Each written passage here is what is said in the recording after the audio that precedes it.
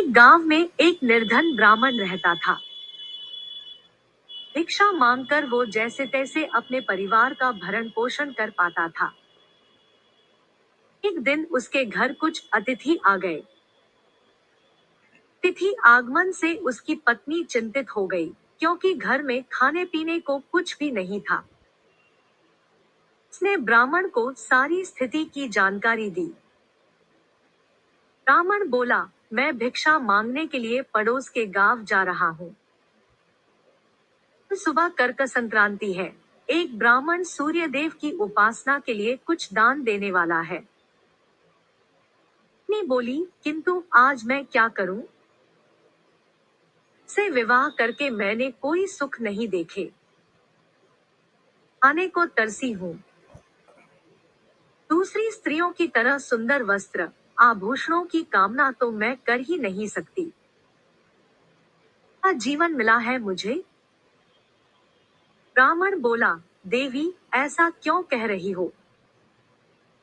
पेट की क्षुधा शांत करने जितना अन्न तो मैं भिक्षा में लेकर आ ही जाता हूँ। अधिक तृष्णा मत करो। तृष्णा से मनुष्य के माथे पर शिखा हो जाती है। ब्राह्मणी ने पूछा, कैसे?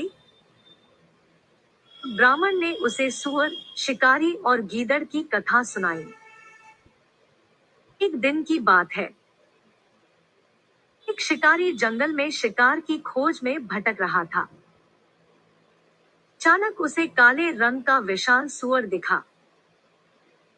से देख उसने तीर कमान पर चढ़ाया और निशाना साध दिया।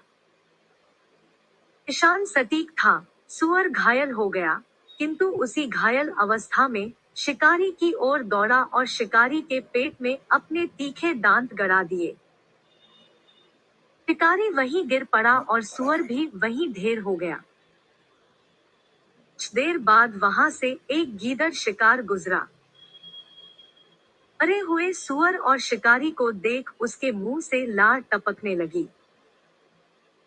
वह सोचने लगा, मेरे पुनर्जन्म का प्रताप है कि आज बिना किसी परिश्रम के इतना सारा भोजन प्राप्त हो गया।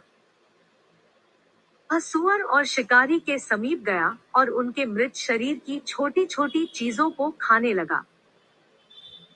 वह सोचने लगा कि इस भोजन का भक्षण मैं इस रीति से करूंगा कि ये कई दिनों तक मेरी क्षुधा शांत कर सके। रोज थोड़ा थोड़ा खाऊंगा। इस तरह मेरे कई दिन आराम से कटेंगे। सबसे पहले उसने धनुष की डोरी को खाने का निश्चय किया। शिकारी द्वारा सुअर पर प्रहार के लिए जो धनुष की प्रत्यंचा चढ़ाई गई थी, वह अब तक चढ़ी हुई थी। उसकी डोरी कमान के दोनों सिरों पर बंधी हुई थी। गीदड़ ने अपने दांतों से डोरी को ज्यों ही चबाया, वह टूट गई और धनुष का सिरा उसके माथे को भेद कर इस प्रकार ऊपर से निकल गया, जैसे उसके सिर पर शिखा निकल आई हो। घायल गीदड़ भी मर गया। कहानी सुनाने के उपरांत ब्राह्मण बोला, इसलिए अतिलोभ नहीं करना चाहिए, माथे पर शिखा निकल आती है। ब्राह्मणी बोली, तुम ठीक कहते हो। मुझे अपनी चिंता नहीं, किंतु घर पर आए अतिथि की चिंता है। ऐसा करती हूँ, घर पर पड़े तिल को कूट कर उसे खिला देती हूँ।